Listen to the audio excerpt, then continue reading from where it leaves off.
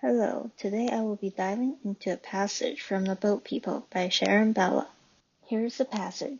Charlie introduced Cillian to his new foster parents in both languages, enunciating slowly in English. This is Mr. and Mrs. Flanagan. They are going to take care of you. Maggie Flanagan put her face close to Cillian's and he began to cry, quietly, in half-suppressed sobs. Charlie, pressing on, suggested a tour. See, Priya said, you'll have your own bedroom. Cillian's new room had a trim of 90s wallpaper. A parade of cowboys rode their horses along the top of the wall. There was a plastic bin overflowing with trains and megablocks, and Disney sheets on the bed featuring characters from an animated movie talking about cars. The Flanagans had laid out matching pajamas, and Priya wanted to help these strangers for their compassion.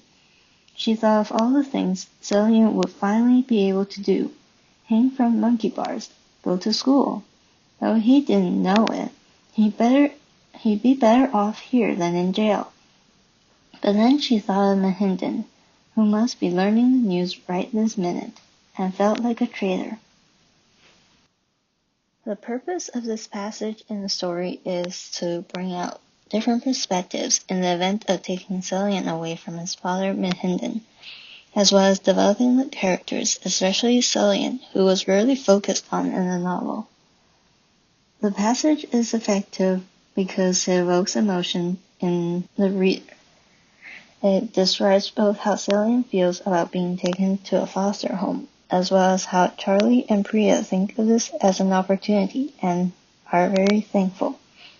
By including small vivid details such as the cowboy wallpaper, the matching pajamas, the author shows the foster parents' kindness, while Cillian's quiet sob reveals his sadness and confusion, allowing the reader to feel the emotional conflict within the scene. Overall, this passage made me understand how Cillian is afraid and how Charlie and Priya think it's better for him to be away from Mahinden than to be in jail. They're able to imagine how bright Cillian's future would be if he can go to school and play like normal children his age.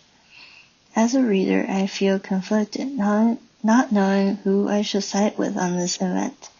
I sympathize with Cillian's fear and sadness, but also saw the care in Charlie and Priya's actions. It challenged me to think about what it really means to protect a child, and how sometimes the right decision still hurts people. It showed me how important it is to acknowledge the perspectives of both children and parents in systems like immigration or foster care. Ella lightly wrote this to show the emotional complexity in immigration systems, especially when kids are involved. The soft, childlike imagery such as Disney sheets, cowboy wallpaper, contrasts sharply with the trauma of separation, which emphasizes the harshness of being removed from family, even when it's supposedly for the child's good. By zooming in on Cillian's emotions, Bella gives a voice to someone who's usually silent in adult decisions, the child. Now moving on to real-world connections. In Philadelphia 2021, the DHS, Department of Human Services, misinterpreted Tatiana Hawthorne's daughter's skin condition as abuse.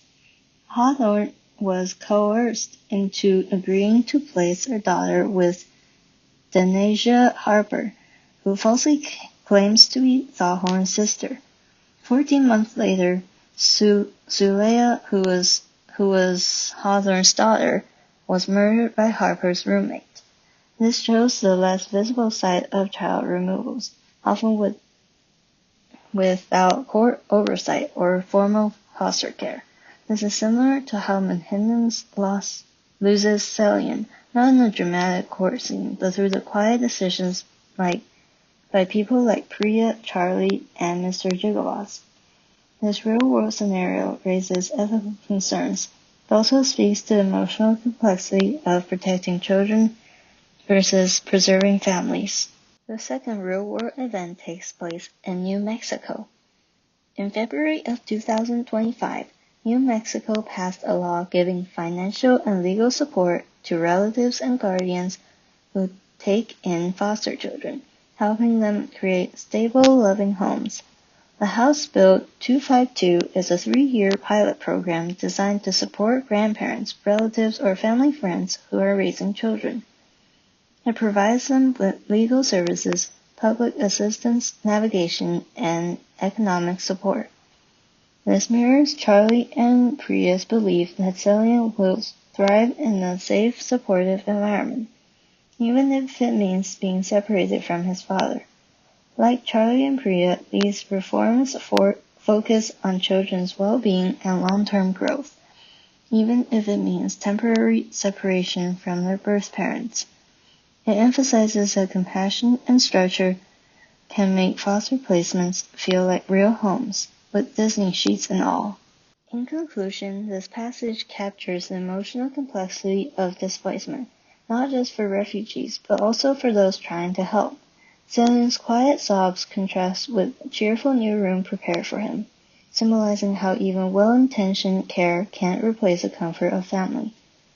Priya's conflicting emotions, hope for Cillian's future, and guilt over Mahinden's loss, highlight the impossible choices faced in times of crisis. Through this moment, the author shows that safety and compassion, while essential, don't erase the deep emotional cost of separation or the lingering sense of betrayal that can come with doing what seems best. Here are my works cited. Thank you for watching.